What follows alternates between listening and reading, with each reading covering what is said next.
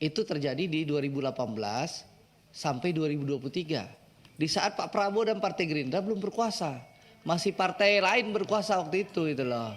Wakil Ketua Komisi 6 DPR RI Andre Rosiade menyalahkan pemerintahan era Joko Widodo, Jokowi, dalam kasus PT Pertamina Persero yang diungkap Kejaksaan Agung RI belakangan ini. Tudingan itu disampaikan Andre Rosiade saat memimpin rapat dengan PT Pertamina Hulu Energi pada Rabu, 12 Maret 2025.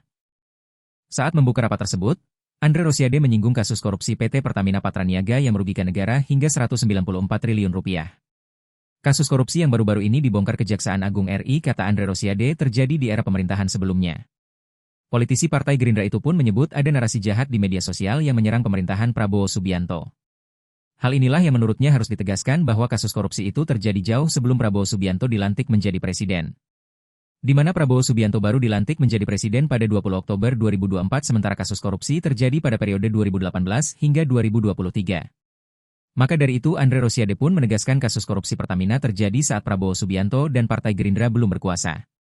Justru kata Andre Rosiade terbongkarnya kasus korupsi di Pertamina saat ini menjadi tanda semangat Prabowo Subianto untuk membenahi tata kelola minyak dan gas, migas, di Indonesia. Andre pun tidak terima saat disela oleh seorang anggota DPR RI yang menyebut dirinya tidak elok menyindir pemerintahan yang lalu.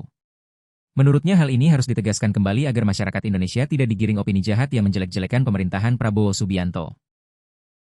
Perang kita terhadap mafia migas jangan terganggu dengan fight back ya mafia terhadap kita.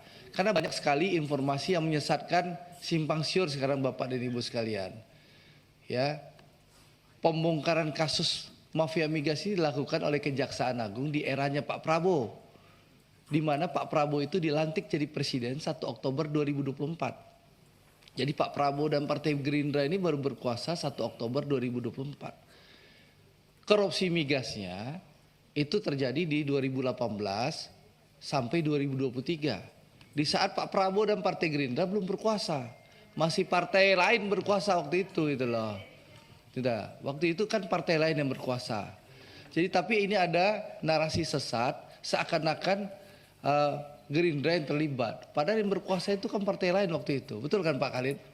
Ya betul kan Pak Koko?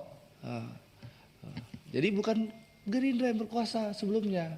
Jadi untuk itu Bapak baju kuning, batik kuning saya persilakan untuk mengklarifikasi supaya ini clear. Jangan ada fitnah dan narasi sesat. Silakan Pak batik baju kuning. Batik kuning. Ya yang kemarin. Bukan yang hari ini. Silakan Pak. Download Tribun X sekarang. Menghadirkan lokal menjadi Indonesia.